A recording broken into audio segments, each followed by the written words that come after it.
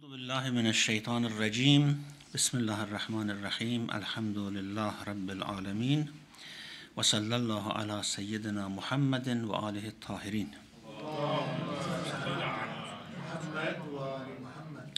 Verse number 219. أعوذ بالله من الشيطان الرجيم يسألونك عن الخمر والميسر قل فيهما إثم كبير ومنافع للناس وإثمهما أكبر من نفعهما ويسألونك ماذا ينفقون قل العفو كذلك يبين الله لكم الآيات لعلكم تتفكرون. They ask you concerning wine and gambling. Say, there is a great sin in both of them and some profits for the people, but their sinfulness outweighs their profit. And they ask you as to what they should spend. Say, all that is surplus. Thus does Allah clarify His signs for you so that you may reflect. Now, as you know, this verse is revealed in Medina, and it's very strange that still until this time the believers were confused about both alcohol and gambling. So it seems that although it was very clear from Sharia that drinking is not allowed, but Prophet did not clarify it very clearly for certain reasons, especially because this verse, of course, is in Surah Baqarah. Surah Baqarah was revealed at the beginning of Medina time, and there is this account that when Prophet came to Medina, people still used to drink, although they had converted to Islam, they used to drink. And there was this discussion between probably Muhajirun and Ansar that drinking is not allowed. And Prophet himself, well, it was very clear, he never drank alcohol, never gambled, and his close followers as well. So the people in Medina, apparently, they wanted to know very clearly what is the ruling about alcohol. Now, it's very interesting that although in all previous shari'as of like Christianity, Judaism, alcohol was haram, but Prophet, while in Mecca and even while the preaching was going on in Medina, he did not stress on that. And I think the reason was that there was more pressing issues than alcohol, drinking, gambling, and that was shirk. And Prophet wanted to, first of all, completely uproot and destroy this idea of shirk from the minds. And if people were deterred by whether we have to drink or not drink, it would have somehow hindered the main mission of the Prophet.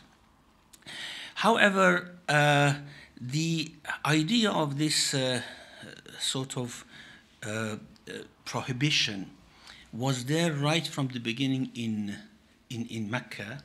It was made clear in Surah A'raf that قل إنما حرم ربي الفواحش ما ظهر منها وما بطن والإثم والباغي. My Lord has forbidden fawahish. Fawahish refers to adultery, homosexuality, fornication. These are fawahish which are mentioned in the Quran. Allah has forbidden it whether openly or hiddenly. Whether overtly or covertly is forbidden. إنما حرم ربي الفواحش ما ظهر منها وما بطن والإثم. And ithm is sin, of course, but in the Quran it refers to this very clear sin of drinking. And it is something which somehow deters man towards perfection. This is the meaning of ithm, means dhanb, and dhanb is something which somehow holds back from behind someone to progress.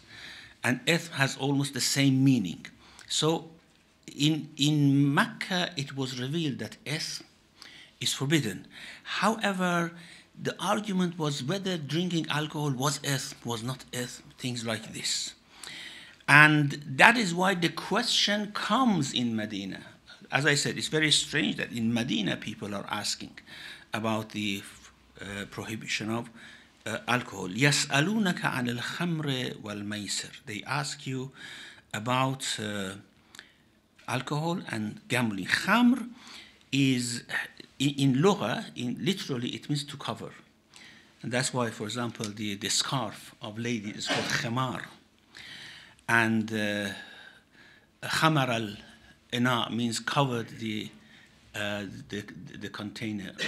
And because khamr covers the intellect, it somehow eclipses the understanding and intellectual comprehension. It is called khamr. Maysar is from yusr, is ease, and gambling is called maysar because you gain out of it without exerting any effort, without any work, so you gain easily something.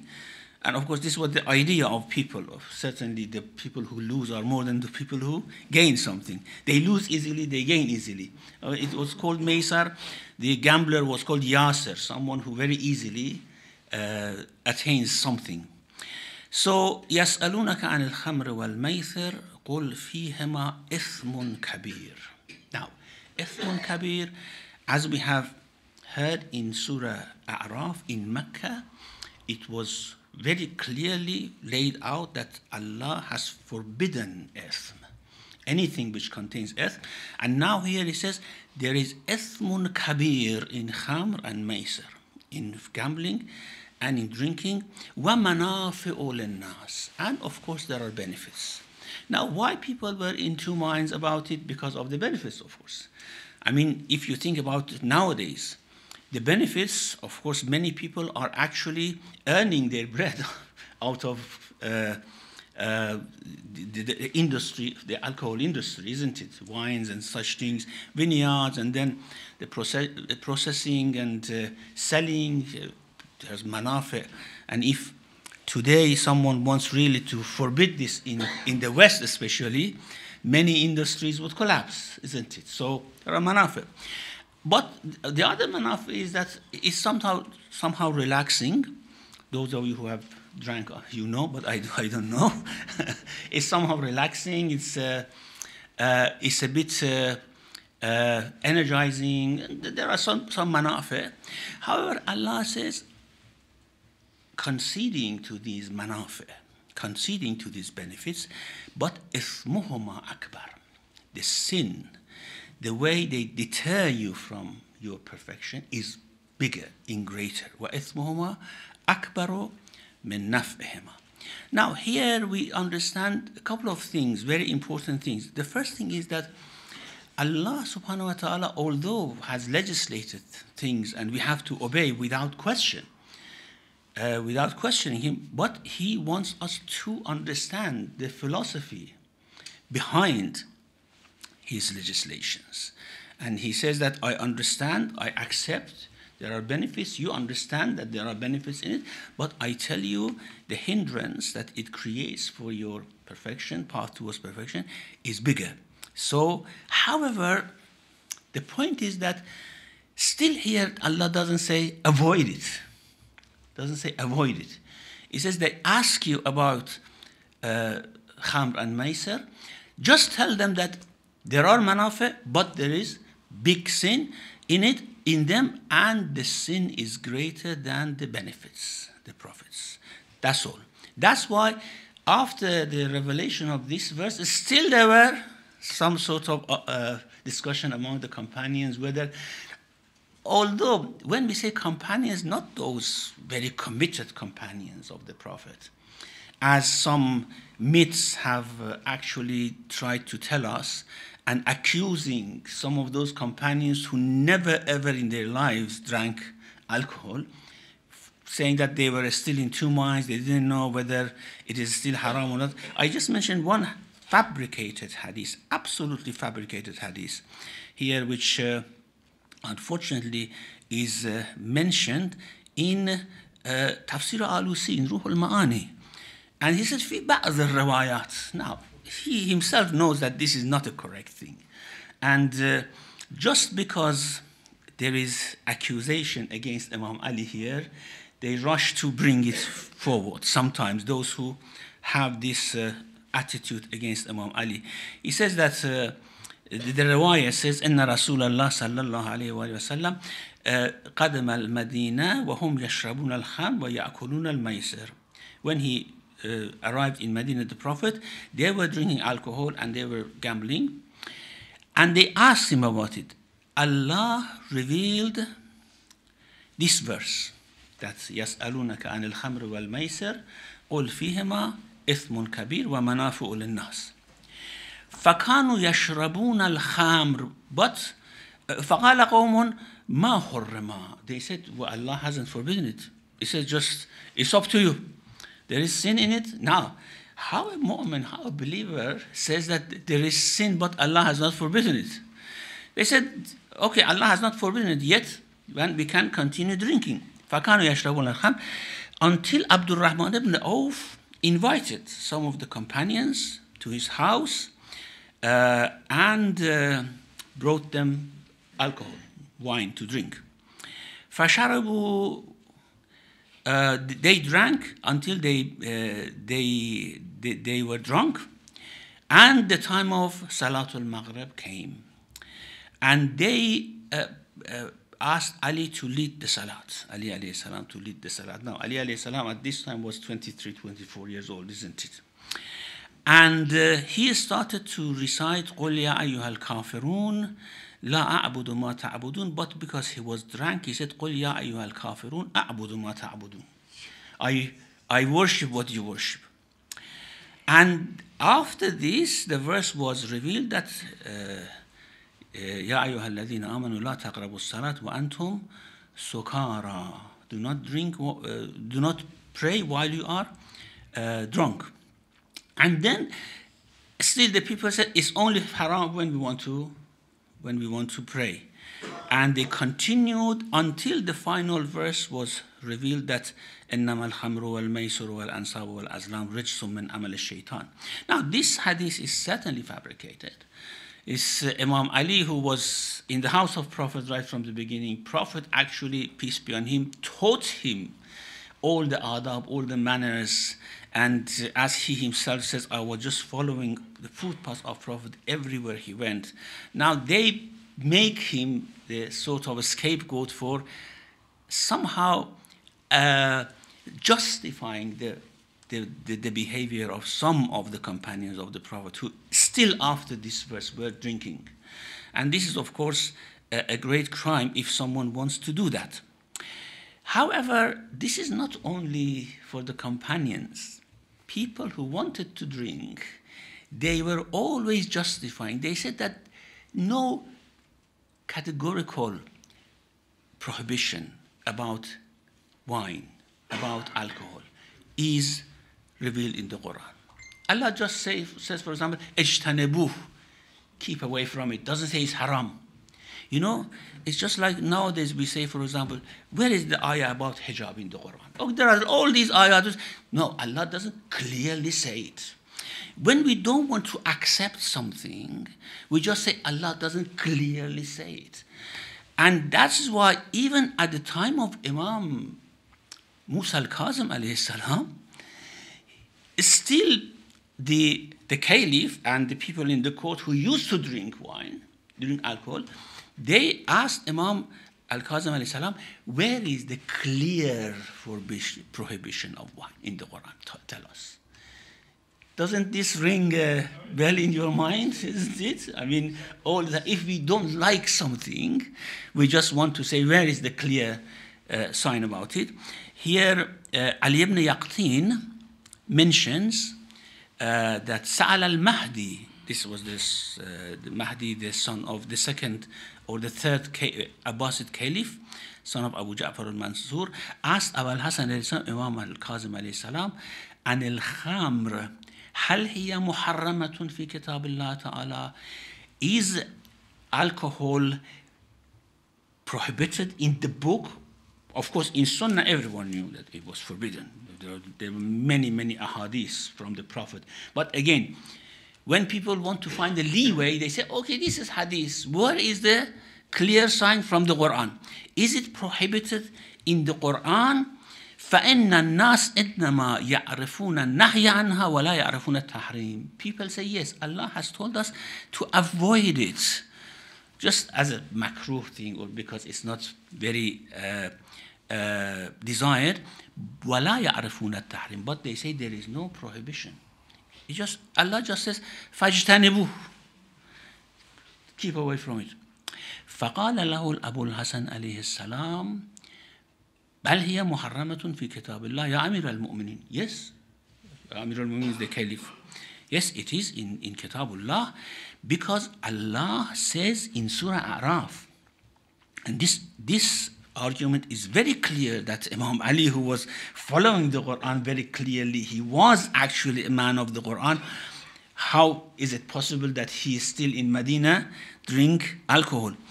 فقال قول الله تعالى قل إنما حرم ربي الفواحش ما ظهر منها وما بطن والإثم والبغي بغير الحق. My Lord has forbidden, has prohibited fawahish. I mentioned what fawahish is. ما ظهر منها وما بطن, whether covertly or overtly, it is forbidden. والإثم. Now, doesn't Allah says here in this verse, it's the argument of Imam al-Qadim alayhi salam, يَسْأَلُونَكَ عَنِ الْخَمْرِ وَالْمَيْسِرِ قُلْ فِيهِمَا إِثْمٌ كَبِيرٌ. Did not Allah prohibit ithm very clearly with the word harrama in Mecca? And here doesn't he say that there is ithmun kabir in khamr? So why do you say that there is no clear prohibition of khamr in the Quran? Therefore, there is in the Quran.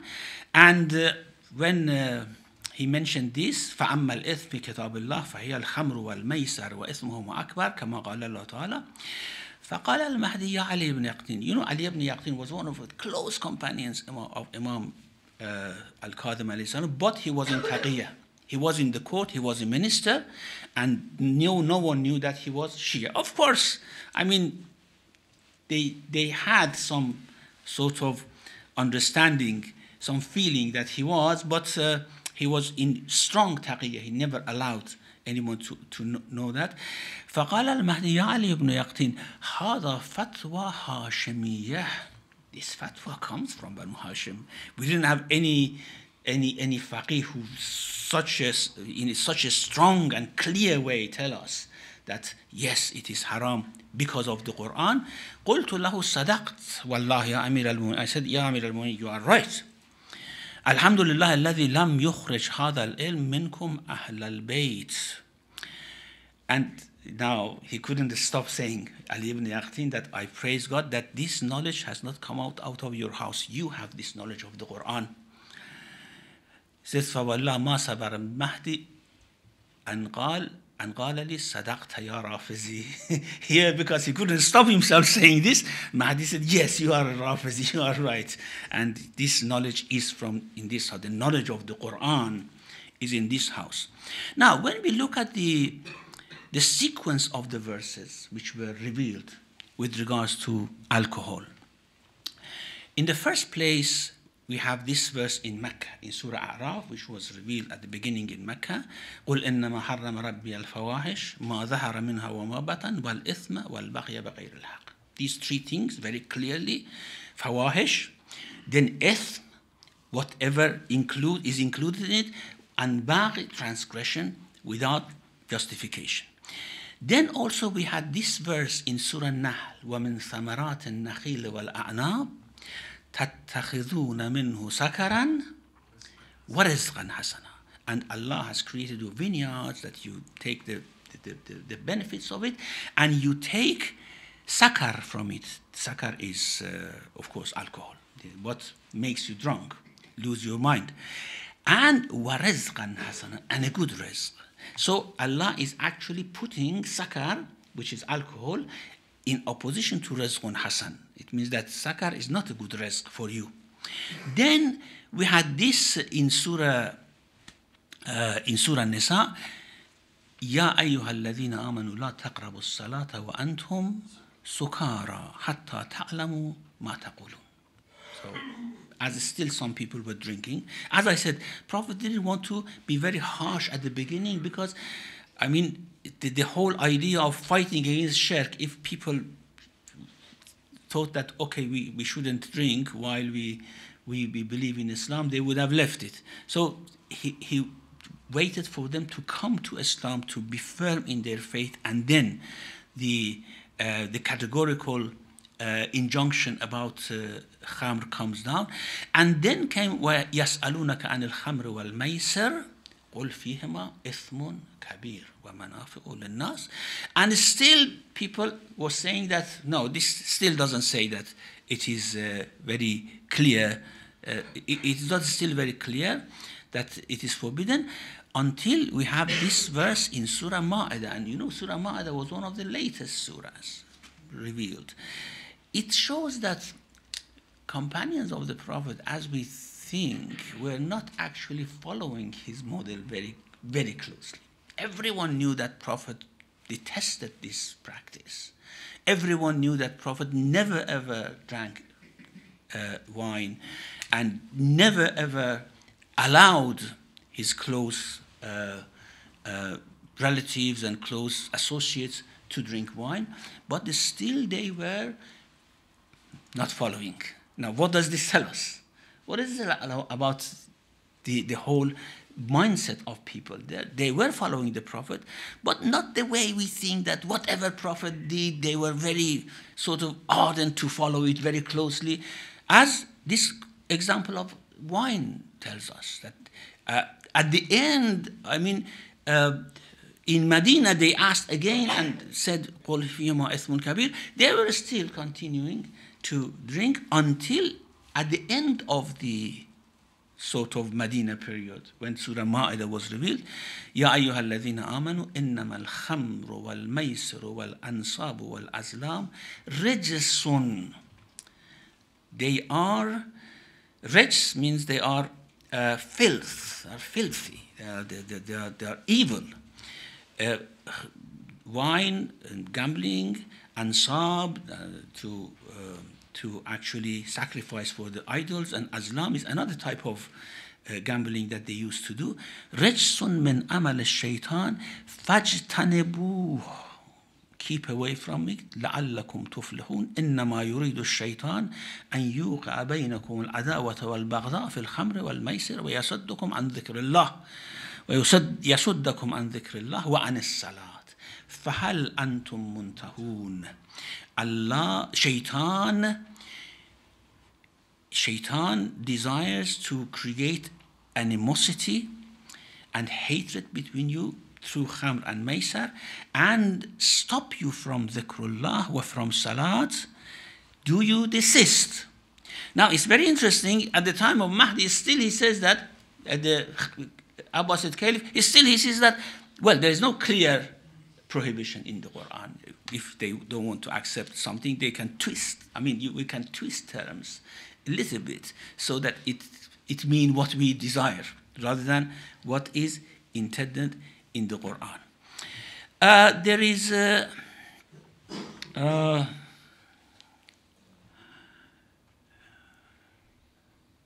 that's all about this قُلْ فِيهِمَا إِثْمٌ كَبِيرٌ وَمَنَافِعُ لِلنَّاسِ وَإِثْمُهُمَا أَكْبَرُ مِنْ نَفْعِهِمَا. This verse was very categorical, as Allah had already mentioned in Surah A'raf. قُلْ إِنَّمَا حَرَّمَ رَبِّيَ الْفَوَاحِشَ مَا ظَهَرَ مِنْهَا وَمَا بَطَنَ وَالْإِثْمَ. And ithm, which is, of course, here is made to include khamr and maysir. وَيَسْأَلُونَكَ مَاذَا يُنْفِقُونَ. And they ask you what they should give away, what they should give in charity. وَيَسْأَلُونَكَ مَاذَا يُنْفِقُونَ, what they should spend. Now, if you remember, just in 2 verses before this, they had the same question. Exactly the same question. يَسْأَلُونَكَ مَاذَا يُنْفِقُونَ قُلْ مَا أَنْفَقْتُم مِّنْ خَيْرٍ. Whatever good you give in charity, give them to لِلْوَالِدَيْنِ وَالْأَقْرَبِينَ. Now, the verse left it very vague. Allah didn't want to clarify it. And we wish that the companions of the Prophet would have left it there. isn't it? Don't ask things that it wouldn't somehow be desirable for you if you know the answers. Allah left it vague. Okay, whatever you give it to these people. Now, they insisted. We have in the Quran, Ya ayyuha alladhina amanu, la tas'alu an ashya in tubda lakum tasu'ukum. Don't ask things that if it is clarified for you, you don't like it. And sometimes we do, isn't it? I mean, especially I see people come and ask questions from me that Allah has left it vague and they want a clear answer for it. No, why? Allah has given you a leeway in this manner. However, now that you ask, I tell you, what is surplus? Now, this is not very good, isn't it? وَيَسْأَلُونَكَ مَاذَا يُنْفِقُونَ قُلِ الْعَافِ. Okay, what extra you have from your sustenance, you give it away. This actually made things difficult, isn't it, for the believers? But they asked twice. Once they asked, Allah said, whatever you give it to these people. The second time they asked, of course, وَيَسْأَلُونَكَ مَاذَا يُنْفِقُونَ قُلِ الْعَافِ. Now, about the meaning of af, there are different interpretations. Af is the opposite of juhd. Juhd is when you make an effort to do something. Af is when you easily do something. Now, here about af, when this verse was revealed, of course, people thought that whatever surplus. Now, the A'imma have, of course, have explained this. Ma fadula an qut as-sana. Whatever is surplus from your yearly sustenance, you give it away. Again, we don't really do that, and it's not something that we can actually. It's very difficult for us. Some say that this is abrogated with ayah of zakat, because in zakat, ayah to zakat, it says that you have to give certain amount, isn't it? إنما الصدقات للفقراء والمساكين. Then, of course, the Prophet explained what is the amount of it. However, this is not related to zakat as well. This is about ماذا ينفقون. This is about charitable, giving extra from the obligatory zakat that we have to give. So, if we say af is surplus, in fact, Allah has revealed a very strong and difficult legislation for people. However, it's recommended. I mean, if you really want to be a munfiq, if you really want to give away what you have in the way of Allah, whatever is surplus, and then for the rest, rely on Allah subhanahu wa ta'ala. But the Prophet actually explained that, because some companions were very eager to do whatever Allah mentioned, that this doesn't mean that you give whatever you have extra for today. No. Be moderate.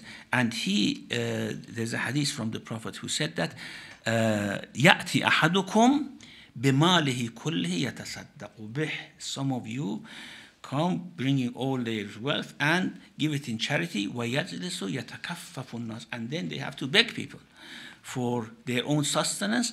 إِنَّمَا الصَّدَقَ عَنْ ظَهْرِ غِنًى. Yes, charity should be while you are rich, you have wealth, and you give charity in that, in the sense that you do not make yourself a beggar by giving everything away. Relying on Allah subhanahu wa ta'ala is good, but of course in a rational way. And that's why Imam as-Sadiq said, al-at al-wasat, moderation. Give in moderation. Not to be very tight-fisted and not to be actually giving everything away.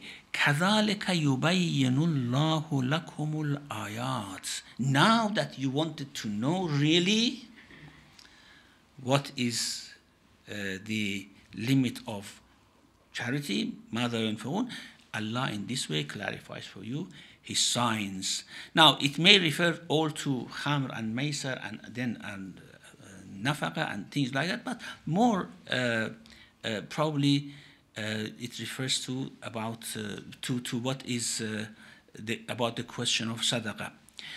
كذلك يبين الله لكم الآيات لعلكم تتفكرون في الدنيا والآخرة. This sentence has an explanation. Inshallah, we'll leave it for next week. وصلى الله على محمد وآله الطاهرين.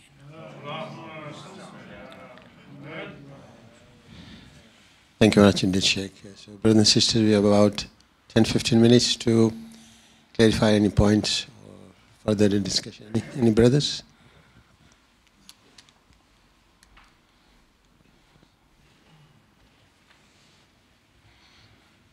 Islam Sheikh. If you can elaborate on this, there seems to be a recurring theme in the Quran where people always try and find a loophole or say, look, you know what, show us more clear proof to all the prophets. And Allah is always trying not to do that until He says, look, there's a finality now. Yeah. So there is a recurring theme here. And what is Allah's strategy? Why is He doing this? You know, especially in terms of ibadat, if we really think about it, our worship is very little. I mean, the time we allocate for worship during our day and night is very little. Now, if Allah really wants to tell us really what is the due right for ibadat, then we will be in trouble. We cannot do it. So Allah always tells us the minimum. And if you really want to ask what is in reality better, because these are for the elite of the believers, these are for those who want to do more. Everyone cannot do it. And that's why Allah has somehow left it unexplained. And the Prophet explains it in through hadith for those who want to be better, to want to higher perfection. This verse that I mentioned, yes, Ya ayyuhal ladhina amanu la tas'alu an ashya in tubda lakum tasu'ukum. Do not ask about things that if it's clarified for you, you don't like it. Was about Hajj, actually. When the verse about Hajj was revealed, someone asked the Prophet, should we do it every year or just once? And well, the verse doesn't say just it's your duty, it's right of Allah that you go to Hajj. And this verse was revealed. Do not ask. What if the Prophet said yes every year? Would you be able to do it? Yes, it's good to do it every year. But what if the Prophet said every year? So it's good to do it every year, but Allah wants to tell us the minimum. But He cannot lie to us that no, it is not better. It is certainly better, but the minimum is explained for us. Thank you. Any sisters? Sisters? Any brother? Yeah.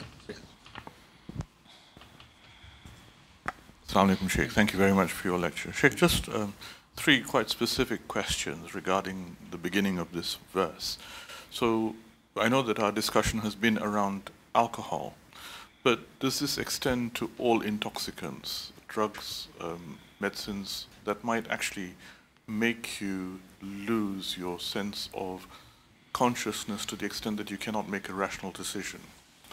So then we come to an area, for example, in treating mental health, where drugs may actually have that effect on you, that you may not be able to rationally make a decision, but it helps you to cope with everyday life. So is there sort of any kind of injunction against using that kind of medication? So that's one. The other is around gambling. And we know that the normal form of gambling we understand, or what we understand would be banned, but what's the difference between that and drawing lots to make a decision? Because that seems to be an element of chance within that. And finally, a common understanding of gambling is that you put in a stake to perhaps the chance of losing that stake for the chance of winning quite a large amount of whatever return that you may have. And we often see a lot of, nowadays, even a lot of Islamic centers and so on, using raffles as a way of raising money. And it seems very contentious because to a layman, it looks as if it's exactly the same as gambling. So what is the difference between that and why is it allowed for these things to happen? Yeah, well, with regards to intoxicants, we have, especially in Shia narrations, is that any intoxicant is haram. So, yeah, of course, some of the fuqaha say any liquid intoxicant, because that is what we understand from khamr. But many others extend it to even non-liquid intoxicants. When we come to use it as a drug, as a medicine for mental health, this, of course, our fuqaha has not yet explored. We have to wait and see, or put the question to them to see what is the ruling here. Maybe better not to ask, yeah, not to ask the question. And yeah, yes, really, it's good. It's better not to ask many questions from the fiqh, because then they have to go and investigate and find out. And even now, if Allah reveals something is correct, what if they find out and it's not correct, for example? You know, all these things happen. With regards to gambling, yeah, of course, as you said, that type of gambling is haram, but any type of gambling is made haram. Like, for example, the alcohol. You do not become intoxicated by one drop of alcohol, but they say even one drop of it is haram, because it has been made haram. Even one drop of it is haram. In case of gambling as well, for example, lottery. In lottery, you don't lose much money. You just, for example, buy a couple of tickets for £2-3, and you may gain a lot, but still that is haram, because it's whatever is haram in abundance is haram in its little scale. With regards to raffles, I don't know how they do it. If they do it in a way which is like lottery and gambling, it's not allowed. Depend how they do it. I don't know if you explain a little bit how they do it, then. My understanding, and I'm very happy to be corrected on it, is that people, supposing they wanted to raise some funds for a center, then they would have a prize, and people would pay, you know, £1, £5, £10 for a ticket, and if their ticket is drawn, then they would win that prize, whatever that prize is. And whatever money that was raised goes towards building the center. Yeah, that's very, very murky. That's very, that's isn't very it? murky. Very murky. Now, with regards to drawing lots for decision, it cannot be regarded as gambling, because gambling is when there is an exchange of, for example, whatever, money, property. But here you want to make a decision, you don't know what decision is correct. You just say, okay, since I don't know, let me draw a lot, maybe Allah guides me through that. And that is why even in jurisdiction, even in the courts, sometimes they allow lots to draw lots so that the Qazi is in two minds, really doesn't know what to do, so draws a lot to see what is the best procedure. Yeah. Thank you. No, as long as it's not gamble, it doesn't matter. And business always is like that, isn't it? In business, you sometimes lose a great amount, you sometimes win. But as long as it's not this sort of element of you give something you don't know what happened, you cannot actually calculate. That's not allowed. So any other sister? Any other sister? Any brother? Yeah. Bismillah. Yeah. Bismillah. Thank you. This issue of khamr, it seems will carry on with time, actually. I mean, I didn't know we're going to discuss this. Last night, actually, I have a very, very long discussion with many, many friends. And the issue was really about manafi'. What is manafi' of khamr? And they say, if God said there is manafi', therefore, it is really not saying it is really, really very bad. Yeah, therefore, I don't think the same discussions, isn't it? Therefore, there is no end to it. I think this is a very issue. We should really accept it. It says, "Ismuhuma akbaru min naf'ihima." Absolutely. So it's very clear. And then we have a follow-up verse which says, "Fashtanabu fa'al antum muntahun." So it's not only this verse; there's a follow-up verse as well. Yeah. Thank you. Yeah. Any other sisters? Brothers? Assalamu alaikum. So, you know, when there are prohibitions that we have gone through in this surah previously, so a lot of these prohibitions and things, what we are saying is that when Allah says, you know, you're not allowed to do this or do this, so you do it because that's the will of Allah, and you do it. But here on the alcohol, why is there a justification? So previously, I think what you said was that we should never look for justification. You do it because that is what's required of you to do. No, what I meant, I don't know if I said that. What I meant is that if a ruling is clear, we shouldn't try to justify against it. That no, it's not very clear. Yeah, because a lot of people nowadays, like everything, like they say, we fast because these are the benefits, blah blah blah. We don't eat this because there are all these benefits. But the idea is that you do it because you've been asked to do it, and not because then when you're doing it because there is a gain for you, material gain, then it's not the same. So on this alcohol, why is that? The idea is that whatever is legislated, whether a prohibition or obligation, there are reasons behind it, isn't it? It's not just because Allah willed it out of His whimsy, for example, na'udhu billah, wish. Okay, there is some reason behind it. Now, sometimes this reason, or as they say, raison d'etre, is explained sometimes. Sometimes it's not explained for us.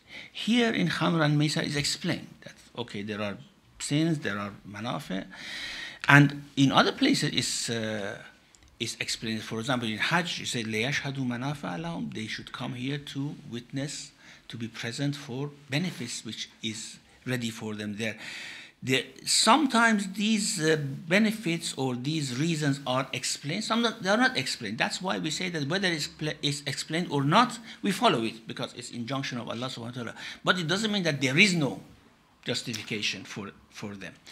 In fact, in Ilal al-Sharaya, which is a book explaining the philosophy behind all these rulings, reported from Imam Raza alayhi salam, even he explains, for example, why the adhan should start with Allahu Akbar, why it should end with La ilaha illallah. You see, he says there is a reason behind all this thing, and he explains it. What we say in terms of not looking for justification or reasoning is that because this is ruling of Allah, we follow it. But we certainly know in the back of our mind that Allah is wise. Every decision is based on wisdom. For the Jews, for example, there were other restrictions. Yeah, more than what we have. So at that time, was rulings. So what I'm trying to get to is that if those rulings were there for the Jews and they are no longer applying to us, so at that time were they not because of the benefit? Sometimes about the Jews, of course, the Quran says some of the legislations were punishments for them. And when Isa alayhi salam came, he said that لَأُحِلَّ لَكُمْ بَعْضَ الَّذِي حُرِّمَ عَلَيْكُمْ. I want to make halal for you certain things which was haram for you before, because now the punishment want to be lifted. So, and also certain things may have certain benefits at a time, not at another time. So we have to bring all this into calculation. It's a very complicated thing. And the only thing is that we should know that whatever is legislated, there is manafi in it, certainly. What is prohibited, there are harms in it, certainly. So, sorry to continue. So because the thing is that there are so many things, right, in terms of food-wise or things which are so harmful to us. Like, you eat, it's a poison and then you die. So then if all of those were to be listed, it'll be a whole book in itself, yeah? So why certain things are only... So that's the thing that I Because there are certain things are controversial. I mean, there is no controversy about drinking or eating poison. Everyone knows that it shouldn't be done. Anything which harms you is haram. Okay, now, whether it's poison or whatever, but there are certain things which are controversial, like alcohol. It's controversial. And that's why it is mentioned clearly. About those things which are not controversial, everyone knows it, it goes under a general ruling rather than specifically. Is that clear? Or does it address your question?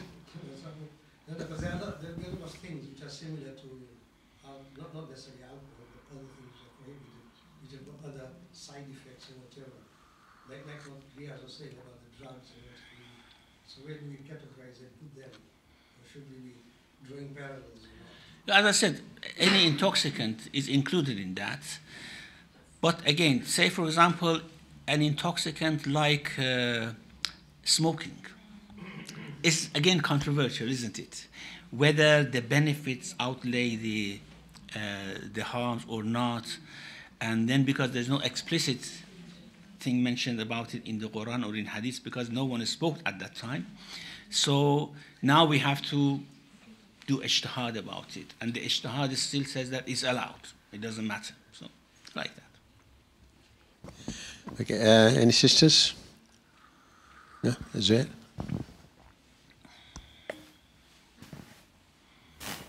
Assalamu alaikum. You mentioned at the beginning that it seems, I mean, obviously we weren't there to witness it, but it seems that the focus in Mecca was shirk as opposed to things like specific things like alcohol, and it's possible that the Prophet was not focusing on that particular issue and people were possibly drinking. Especially for newly converted Muslims, it seems that they do not have this flexibility allowed, whereby on day one, the full force of legislation falls on them. Yeah. Do the fuqaha say anything about this or not? Well, I don't think fuqaha need to say anything. It's a rational thing. We shouldn't force things to people which they cannot more than they can bear. So even in conversion, we have to be very careful. What has priority for belief, for practice, and then gradually they somehow abandon the bad habits. And as I have noticed, it is the case actually. You know, although you see someone is converted and they are just like every other Muslim, but they still continue with some of their habits. And I don't think we have to investigate, we have to somehow pick on it and say, no, you shouldn't do it. We have to leave it gradually to go on. But there's another difference as well, because this is the age of legislation. Legislation is coming gradually. Now, after the legislation is completed, again, we have to be somehow more clear about what is haram, what is halal. And therefore, yes, a new convert should know whatever is haram or halal. Just like a new mature boy or girl should know what is halal and what is haram. We don't let them to gradually go through it. But as I said, as a practical procedure, we shouldn't be harsh and very hard on certain matters for those who newly come to Islam. Yeah. Thank you. Any sisters? Any brothers? Thank you. Assalamu alaikum. I've been watching videos on YouTube regarding the arrival of Imam Mahdi alayhi salam, and there's videos with Sunni scholars speaking on this topic, and also Shia scholars as well. The Sunni scholars seem to be focused more on like the physical signs that can be seen on the earth, but there's not much discussion in the Shia lectures regarding this. I don't know if yeah, I don't know what your opinion is on this, or if you'd like to.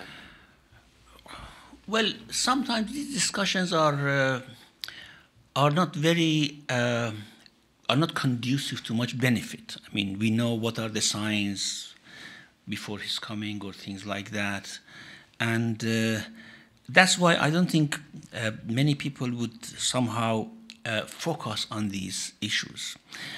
When he comes, the signs will come with him. He will come eventually. And just for us to detecting the signs, to know, we have to always be ready.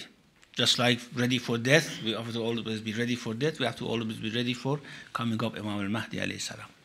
So these signs also are not very clearly defined in certain ways, not all of them, some of them.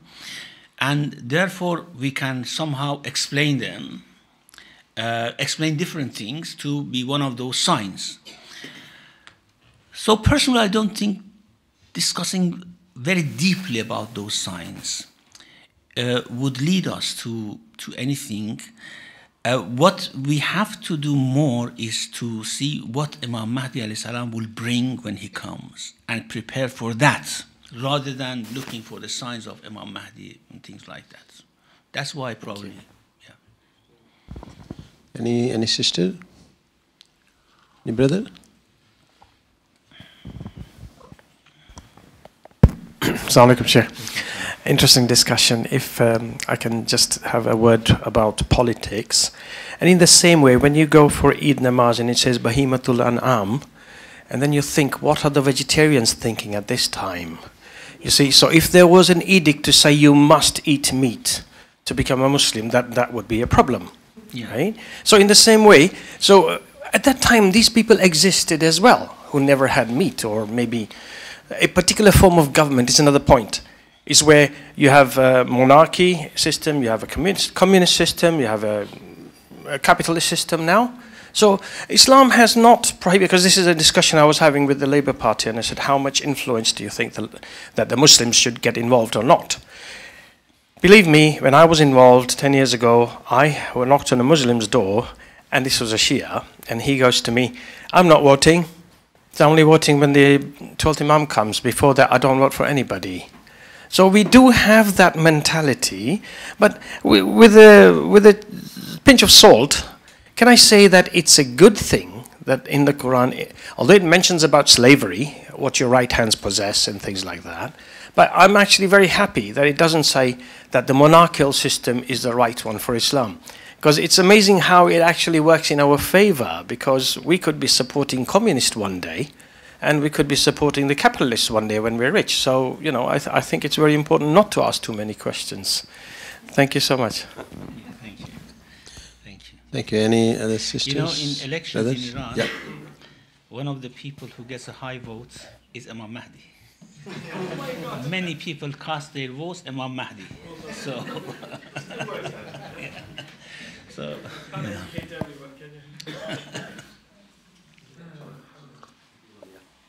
Sorry, coming back to alcohol. What about going to restaurants who serve alcohol, or doing shopping in stores who sell alcohol? Is that allowed? What we have is that we should not be present in a gathering in which alcohol is served, certainly. But, you know, it's very good to avoid restaurants who serve alcohol. But if it's not, now they say, if it's not served on your table, because you are not sitting on a table where, for example, alcohol is served.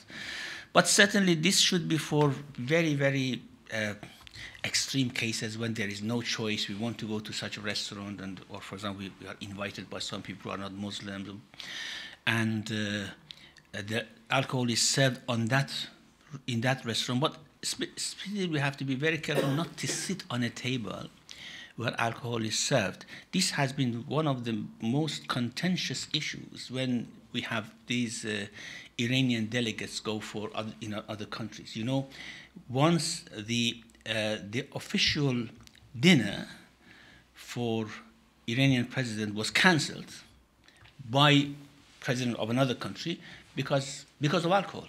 They said, for example, we don't sit. It was France, it wasn't it? Yeah. France is very adamant in that. They said, if alcohol is served on our table, we don't sit. And they said, there's no question, we have to serve alcohol. This is licit and things like that. I think we have to be firm on that. We have to be firm on that. That's, I mean, the way the Quran talks about alcohol, the way the Hadith talks about alcohol, we have to be firm on that and do not somehow go on boundaries. Going on boundaries is always dangerous, isn't it? Yeah. What about shopping in stores? It doesn't matter. Shopping in stores, we always go to Asda, to Lidl, to other places. Yeah. Thank you. Any other sisters? Sheikh, we are... لا تسألوا عن أشياء. Do not ask.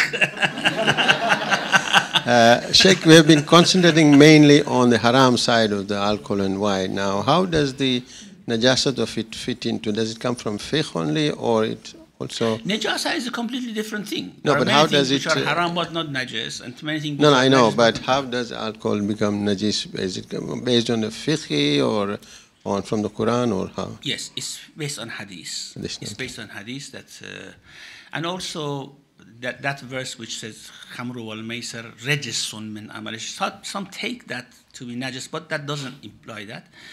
There were some fuqaha who did not regard khamr to be najis, like Shaykh Saduq, rahmatullah alayhi. He did not regard it, but he was a minority in his views in this regard. So almost all Shi'i fuqaha regard it to be najis. Yeah. Okay, Shaykh, thank you much indeed. Muhammad wa Ali Muhammad Salwat, we have overrun our time. So inshallah we meet next Sunday.